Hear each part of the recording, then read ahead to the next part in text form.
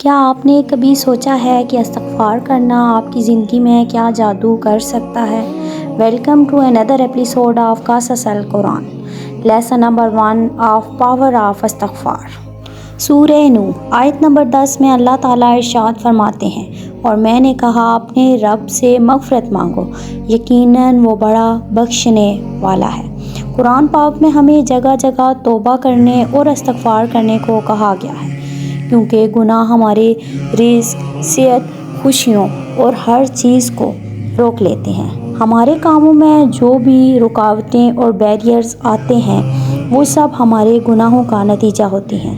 That's why ہمیں استغفار کثرت سے کرنی چاہیے۔ ایک بار مشہور فقیہ اور محدث امام احمد بن حنبل رحمۃ اللہ علیہ ایک سفر پر تھے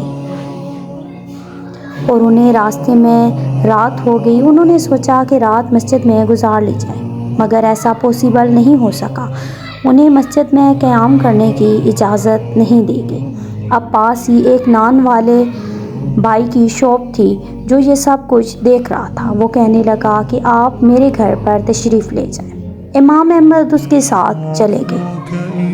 کچھ دیر بیٹھنے کے بعد وہ نان بنانے والا آٹا گوندنا شروع کر دیا اور اپنے کاموں میں مصروف ہو گیا۔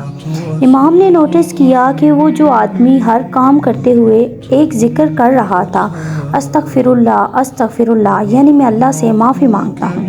امام نے اس سے پوچھا، کیا اس ذکر نے تمہیں آج تک کوئی فائدہ بھی پہنچایا ہے؟ تو آدمی نے بتایا کہ جی، پروردگار نے آج تک میری کوئی دعا رد نہیں کی، میری ہر دعا قبول ہوئی ہے۔